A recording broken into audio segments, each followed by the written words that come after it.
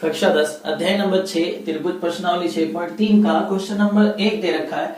बताइए कि त्रिभुजों के युग्मों में से कौन कौन से युग्म समरूप हैं। समरूपता कसौटी के बारे में लिखिए, साथ ही समरूप त्रिभुजों के सांकेतिक रूप भी लिखिए। त्रिभुजों को सांकेतिक रूप में व्यक्त कीजिए। सबसे पहले हम बात करते हैं समरूपता कसौटी के बारे में कि दो त्रिभुजों को समरूप कब माना जाएगा। 4 तरीके हैं चेक करने के। पहले तरीके की बात करते हैं। अगर इस त्रिभुज के 3 संगत कोण इस त्रिभुज के 3 संगत कोणों के बराबर हो गए तो हम उस त्रिभुज को समरूप मान लेंगे। कौन से नियम से?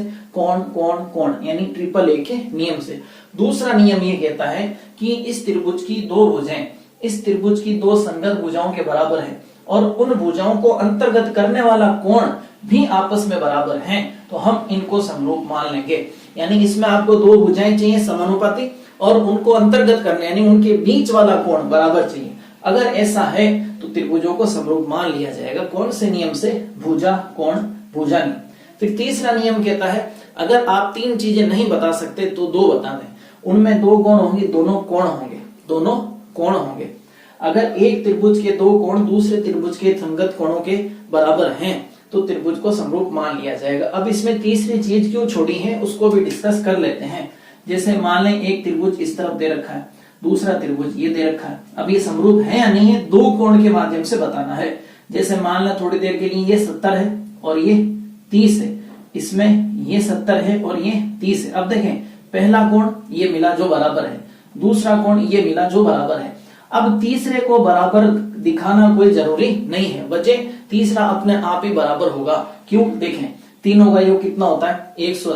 180 में से 70 और 30 तो ये चले गए, तो पीछे ये वाला कोण अपने आप ही कितने डिग्री का आना है? 80 का। सेम चीज इसमें भी होनी है, इसमें भी तीनों का योग 180 होगा। 180 में से 100 ये चले गए, पीछे कितना बचेगा? 80। तो जब 2 कोण बराबर हो तो तीसरा कोण अपने आप ही बराबर होता है, इसलिए आपको वहां तीसरी चीज लिखने की जरूरत नहीं है। आपका काम इन 2 कोणों से हो जाएगा। नियम का नाम है कोण कोण समरूपता नियम या कसौटी।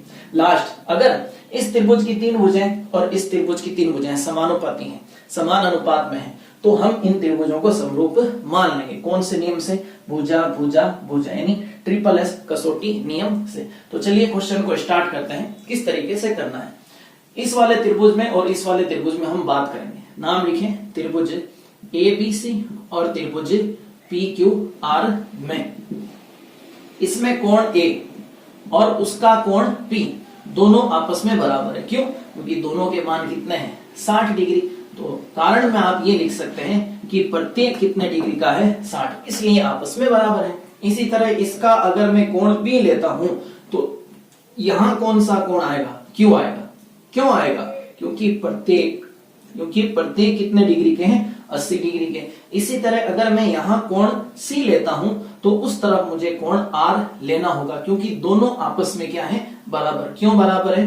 क्योंकि प्रत्येक कितने डिग्री का है? 40 डिग्री का। अब देखें दोनों त्रिभुजों की 3 चीजें हमने बराबर कर दी, तो ये त्रिभुज आपके हो गए समरूप। कौन सा त्रिभुज समरूप हुआ? ABC समरूप होगा PQR। कौन सा नियम लगा? तीनों कोण उठाए अपन ने, तो तीनों कोण वाला नियम, यानी कोण कोण और कोण समरूपता कसौटी से हमने इनको समरूप किया। अब देखें इसने कहा था सांकेतिक रूप, इसको भी समझते चले। सांकेतिक रूप का मतलब है आपको जब त्रिभुज का नाम लिख रहे तो त्रिभुज के संगत अवयव के हिसाब से नाम लिखना है। जैसे इसमें आपने कोण A लिया तो A कितने डिग्री का है? 60, तो उसमें आपको 60 डिग्री वाला कोण ढूंढना है। 60 वाला कौन सा है? P। तो पहले आप P लिखेंगे, हालांकि यहाँ व्यवस्थित है। आगे वाले क्वेश्चन के लिए मैं आपको पहले से बता देता हूँ। तो यहाँ पर जैसे आपने B लिया तो B यहाँ कितना है? 80, तो यहाँ 80 में कौन है? Q, तो यहाँ आपको Q लिखना है। B के संगत Q लिखना है। यहाँ आपने C लिया, C कितना है? 40, तो C के संगत C के जैसा कौन है? R है, तो यहाँ आपको R लिखना है। ये है सांकेतिक रूप का मतलब। तो ये था क्वेश्चन पहले का पहला भाग। इसको पूरी डिटेल के साथ किया। अब बाकी के जो भाग हैं उनको फटाफट से निपटा लेते हैं। अब देखें इसका दूसरा भाग। एक तरफ दे रखा है त्रिभुज ABC, दूसरी तरफ दे रखा है त्रिभुज PQR।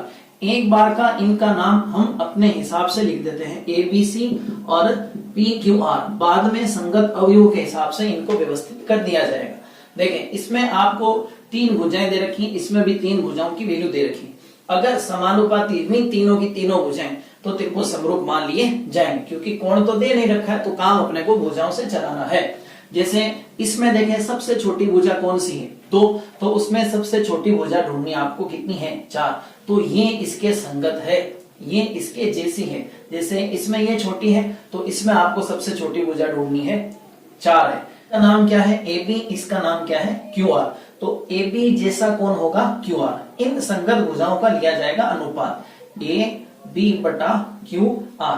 AB कितना है, 2, QR कितना है, 4। अच्छा, इनको सरल करें तो मुझे मिलेगा 1/2। बाकी संगत भुजाओं का अनुपात भी 1/2 आया तो ये त्रिभुज समरूप होंगे, वरना नहीं होंगे। चेक करते हैं, देखें 2 से बड़ी भुजा इसमें 2.5 है, तो इसमें 4 से बड़ा कौन है, 5 है। इसका नाम है BC, इसका नाम है PR। तो हम BC बटा PR इसको लेंगे। BC की वैल्यू कितनी है, 2.5, और उसका PR का मान कितना है, 5। इसका दशमलव हटाऊं, बटे में 10 जाएगा, 10 का 5 से गुणा 50 होगा। अब इसको सरल करूंगा, 25 का भाग एक बार, 25 का 2 बार। फिलहाल 2 अनुपात बराबर हो चुके हैं, तीसरा भी हुआ तो त्रिभुज हो जाएंगे समरूप। अब देखें तीसरी भुजा तो यही बची है, इसमें 3 बचा, इसमें 6 बचा। 3 का नाम है AC, 3 का नाम क्या है, AC, और 6 का नाम क्या है, PQ। तो AC कितना, 3, PQ कितना, 6। इसका अनुपात कितना, 1/2। देखें यहाँ तीनों अनुपात आपस में बराबर है, तो त्रिभुज हो गए आपके समरूप। तो लिख देंगे अपन, चूंकि तीनों अनुपात कौन कौन से, AB बटा QR, ये किसके बराबर है, इस वाले अनुपात के, किसके, BC बटा PR के, और ये बराबर है किसके, AC बटा PQ। तीनों एक जैसे हैं, इसका मान भी 1/2, इसका भी 1/2, इसका भी 1/2। इसलिए ये त्रिभुज हो गए आपके समरूप। अब नाम लिखते समय अपने को ध्यान रखना है, जैसे त्रिभुज लिखा अपन ने ABC, तो PQR का नाम उस हिसाब से सेट करना है। देखें AB के समरूप कौन है, QR, तो आपको पहले लिखना है QR। AB के संगत कौन है, QR, तो आपको उस त्रिभुज का नाम इसके हिसाब से ही लिखना है। अब देखें AB, फिर आया BC, तो उसमें कौन सा आ रहा है, PR। तो R तो अपन ने लिख लिया, तो क्यों ना P यहां डाल दिया जाए, उससे क्या होगा, ABC पूरा आ जाएगा और QRP भी पूरा आ जाएगा। अब देखें जो सांकेतिक रूप है वो सही है या नहीं, उसको चेक करें। जैसे इसमें AB, तो इसमें QR, ये आ गया QR। इसमें BC, तो इसमें PR आना चाहिए, आ गया PR। इसमें AC आ रहा है इधर, तो PQ इधर आना चाहिए, तो PQ इस तरफ आ रहा है। ये होता है सांकेतिक रूप का मतलब। तो ये हो गया आपके दूसरा भाग कंप्लीट। अब तीसरे भाग की तरफ फटाफट लपकते हैं और इसको भी निपटा देते हैं। इसमें भी सेम सिचुएशन है, 3 भुजाएं, इसकी 3 भुजाएं, उसकी पता है, तो काम अपना भुजाओं से चलना है। सबसे पहले देखें, इसमें छोटी भुजा 2 है, तो उसमें छोटा कौन है, 4 है, तो ये और ये संगत भुजाएं होंगी, 2 और 4। 2 का नाम क्या है, MP, और इसका क्या है, DE। पहले तो लिखेंगे हम त्रिभुज LMP और त्रिभुज DEF में एक बार तो नाम लिख देते हैं, बाद में इनको व्यवस्थित कर लेंगे। इसमें सबसे छोटी भुजा है MP, और उसमें सबसे छोटी भुजा है DE। इनका लेंगे हम अनुपात, इसका मान है 2, इसका मान है 4, अनुपात आएगा 1/2, 1/2। इसी तरह देखें, अब 2 से ठीक बड़ा कौन है, 2.7 है, तो उसमें 4 से ठीक बड़ा कौन है, 5, तो इसके संगत होगा ये 2.5 और 5। 2.5 का नाम है LM, और इसका नाम है EF या FE, कुछ भी लिख सकते हैं। LM की वैल्यू है 2.7, और इस साहब का मान है कितना, 5। इसका दशमलव हटाऊंगा तो बटे में जाएगा कितना, 50। अब देखें 27 और 50 किसी से कटता है क्या, किसी से नहीं कटेगा। 27 का 27 रहेगा और 50 का 50। अब मुझे बताएं आप, क्या ये अनुपात बराबर है, नहीं है। इसका मतलब ये त्रिभुज समरूप नहीं होंगे।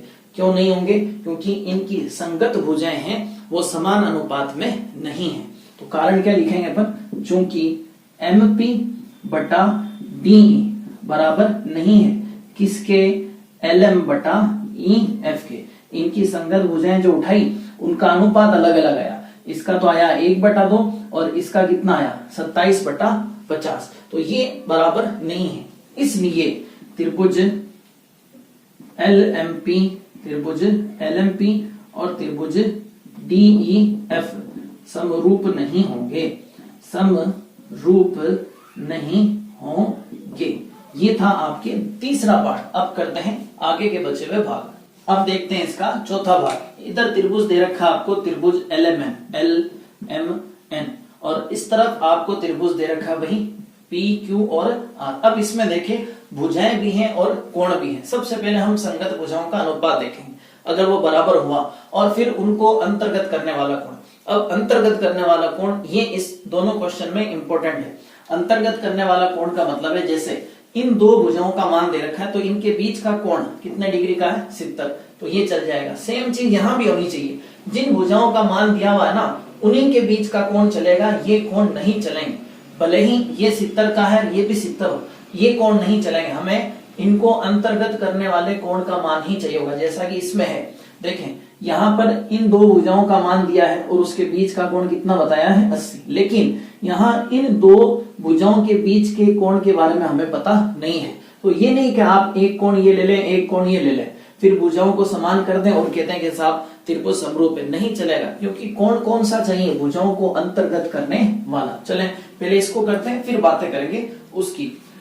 तो यहाँ तीन चीजें हमें देखनी है। तो सबसे पहली भुजा इसमें देखें, ये सबसे छोटा है 2.5, तो उसमें सबसे छोटा कोण है 5, तो यहाँ आएगा 2.5 और यहाँ आएगा 5। इसका नाम है MN और इसका नाम है PQ। तो MN और PQ का लेते हैं अनुपात। ये है 2.5, ये है 5। पॉइंट हटाओ, 0 लगाओ, यानी 25 से कम 25, 25 दूना 50, 1/2। बाकी दो भुजाएं और हैं, अगर उनका भी अनुपात ही आता है तो आगे बातें करेंगे। जैसे इसमें 5 है और इसमें 10 है, बाकी बची हुई भुजा 5 की, इधर 10 की। इस 5 का नाम है ML और इसका नाम है QR। ML का मान है 5, QR का है 10, यानी 5 एकम 5, 5 दूना 10। तो भुजाएं तो समानुपाती हैं। अब इनको अंतर्गत करने वाले कोण बराबर होने चाहिए, तो इनको अंतर्गत करने वाला कोण कौन सा है, M, कितने का है, 70। इनको अंतर्गत करने वाला कोण कौन है, Q, कितने का है, 70। दोनों बराबर है, काम चल जाएगा। कोण M बराबर कोण Q। क्यों बराबर हैं, क्योंकि हर एक कितने डिग्री का है, 70 डिग्री का। तो दो भुजाएं समानुपाती हैं और दो कोण आपस में बराबर हैं। दो भुजाएं समानुपाती और दो कोण आपस में बराबर, कुल चीजें हो गई 3। इसकी वजह से आपका त्रिभुज हो गया समरूप। चाहे तो इसको अलग से लिख सकते हैं, MN बटा PQ बराबर है ML बटा QR, क्योंकि इसका मान भी 1/2 और इसका मान भी 1/2। साथ में कोण M बराबर है कोण Q। तो कितनी चीजें हो गई, 3। इस वजह से आपके त्रिभुज हो गए समरूप। अब देखें त्रिभुज का नाम लिखते समय थोड़ा सा अपने को ध्यान रखना है। देखिए हमने यहाँ कौन सी भुजा ली, MN, तो त्रिभुज MN और एक बिंदु L बचा, तो नाम लिखेंगे MNL, समरूप होगा इस वाले त्रिभुज के। अब इसका नाम इसके हिसाब से लिखना है। जैसे आपने इसमें MN लिया था, उसमें क्या लिया था आपने, PQ, तो PQ लिखेंगे। उसमें आपने ML लिया था, ML, देखें M इधर है, L इधर है, तो इसमें Q यहाँ आना चाहिए और R वहां आना चाहिए, तो इसको बदलना पड़ेगा आपको। PQ की जगह आप QP कर दें और यहाँ R डाल दें, ताकि ये सारी चीजें हो जाएं सेम। वापस से चेक करेंगे अपन। जैसे यहाँ लिया आपने MN, तो इधर क्या आना चाहिए, PQ, ये आ रहा देखें, QP या PQ, तो बात तो है कि यहाँ आ रहा है ML, तो उसके हिसाब से यहाँ आना चाहिए QR, ये आ गया आपके QR। तो सांकेतिक रूप लिखते समय भी अपने को ध्यान देना होता है। तो त्रिभुज तो आपके हो गए समरूप। अब कौन सी कसौटी से हो गए वो लिखना है, दो भुजाएं और एक कोण, यानी भुजा कोण भुजा। इस नियम से आपके जो त्रिभुज हैं वो समरूप हो चुके हैं। अब बात करते हैं पांचवें भाग की। इसमें अक्सर कर गलतियां होती हैं। स्टूडेंट देखता है कि भाई इसमें 2.5 है, सबसे छोटी भुजा, इसमें 5 है, 2.5 का डबल है 5, यानी 1 और 2 का अनुपात इधर है। यहाँ 3 का डबल 6 है, तो 1 और 2 का अनुपात यहाँ भी है। 80 यहाँ भी, 80 यहाँ भी है, 3 चीजें मिली और त्रिभुज हो गए समरूप। लेकिन यहाँ एक पॉइंट की बात यह है कि जो भुजाएं दे रखी हैं उनको अंतर्गत करने वाले कोण पता होने चाहिए। जैसे इनके बीच का कोण कौन सा है, ये वाला, ये पता होना चाहिए आपको। और इनके बीच का कोण जो कि दे रखा है 80, अगर ये 80 है और ये भी 80 होता, ये वाला कोण अगर 80 होता, तो हम मान लेते त्रिभुज क्या है, समरूप। लेकिन इनके बारे में कोई सूचना नहीं दे रखी, ये तो पता है लेकिन इसके बारे में जानकारी नहीं है। तो यहाँ जो संगत कोण है वो बराबर नहीं है। संगत भुजाएं तो समानुपाती हैं, लेकिन संगत कोण बराबर नहीं है, इसलिए ये वाले त्रिभुज समरूप नहीं होंगे। कारण में आप ये लिख सकते हैं, यहाँ संगत भुजाएं, यहाँ संगत समानुपाती हैं, समानुपाती हैं। अब चाहे तो आप उन भुजाओं को दिखा भी सकते हैं, जैसे AB के साथ DF आएगा, AB बटा DF, चाहे तो लिख दें AB बटा DF बराबर कितना निकलेगा, ये 2.5, तो AP है, ये कितना है 5 है, ये होगा 50, 25 50 का मतलब 1/2। और दूसरा ये ले ले BC बटा EF, BC कितना 3/6 यानी कि 1/2, ये तो बराबर है, लेकिन इनके संगत कोण वो बराबर नहीं होने, जैसे कोण B ये बराबर नहीं है कोण F के, B के बारे में हमें कोई जानकारी नहीं है, तो यहाँ संगत भुजाएं तो समानुपाती हैं, लेकिन संगत कोण बराबर नहीं है, इसलिए ये त्रिभुज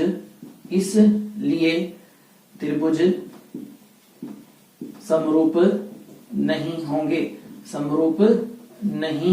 होंगे। ये था आपका 5वां भाग। इंपोर्टेंट की बात करूं तो ये इंपोर्टेंट है इसमें, क्योंकि ज्यादातर गलतियां यही होती है। ध्यान रखें, अंतर्गत करने वाले कोण बराबर होने चाहिए। यहाँ अंतर्गत करने वाले दोनों कोणों के बारे में जानकारी नहीं, एक तो 80 का है, दूसरा पता नहीं, हमने लिख दिया भुजाएं तो समानुपाती हैं लेकिन संगत कोण बराबर नहीं है, जिसकी वजह से ये त्रिभुज समरूप नहीं हो पा रहे। अब देखें इसका छठा भाग, इसको भी थोड़ा सा घुमाने की कोशिश की। देखें यहाँ एक कोण 80 का है तो दूसरा आपको 80 का मिल जाएगा, ठीक है। एक 70 का है तो यहाँ 70 का नहीं मिलेगा, इधर 30 है तो इधर 30 नहीं मिलेगा। तो या तो आप इस वाले त्रिभुज के सारे कोण पता कर लो या फिर इस वाले त्रिभुज के सारे कोण पता कर लो। क्यों? देखें तीनों का योग कितना होगा 180, 180 में से 80 और 70 150 ये चलेंगे, पीछे कितना रहेगा 30, तो ये 80 इसका मैच कर लेगा, ये 30 ये मैच हो जाएंगे, तो अपना काम हो जाएगा।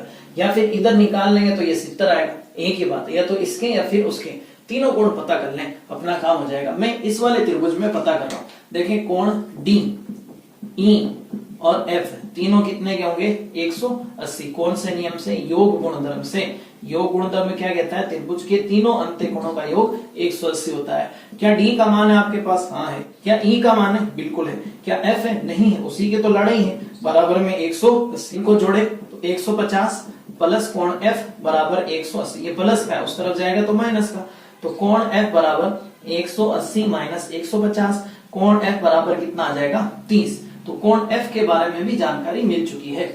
अब देखें एक कोण ये आपस में बराबर, ये और ये आपस में बराबर। जब दो कोण बराबर हो तो तीसरा कोण बराबर करने की जरूरत नहीं होती, वो अपना आप ही बराबर होता है। ये हम वीडियो के स्टार्ट में देख चुके हैं।